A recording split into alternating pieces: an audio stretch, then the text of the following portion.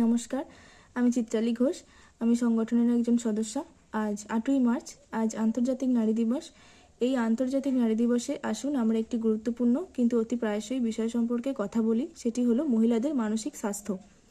প্রজন্মের পর প্রজন্ম ধরে আশা করা হয় মহিলারা যত্নশীল হবেন এবং তাদের আবেগকে দমন করবেন এবং নীরবে সামাজিক প্রত্যাশার বোঝা বহন করবেন।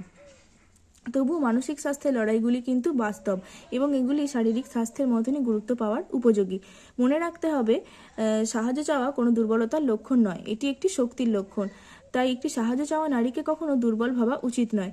এখন সময় এসেছে আমাদের নিজেদের নিরাপদ স্থান তৈরি করার, যেখানে মহিলারা নির্ভয়ে নির্দ্বিধায় তাদের সংগ্রামের কথা বলতে পারেন।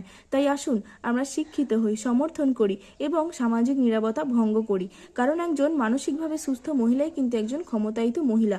আসুন আমরা সবাই মিলে এমন একটি বিশ্ব গড়ে তুলি যেখানে আমাদের মেয়েদের মনের যত্ন তাদের স্বপ্নের মতনই নেওয়া হয়।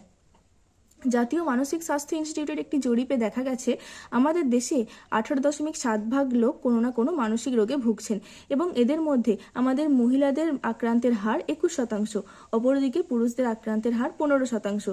এখনও আমাদের বিশ্বের অনেক দেশে পুরুষদের থেকে মহিলারাই বেশি বিষণ্ণতায় ভোগেন।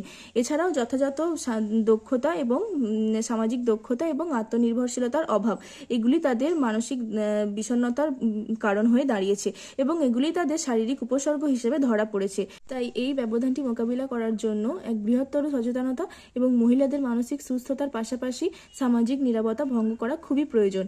তাই আমার সংগঠনের সকল সদস্য এবং সদস্যরা যাতে এই ব্যাধি দূরীকরণের আগ্রহী হয়ে একটি যথাযথ পদক্ষেপ গৃহীত করে। ধন্যবাদ।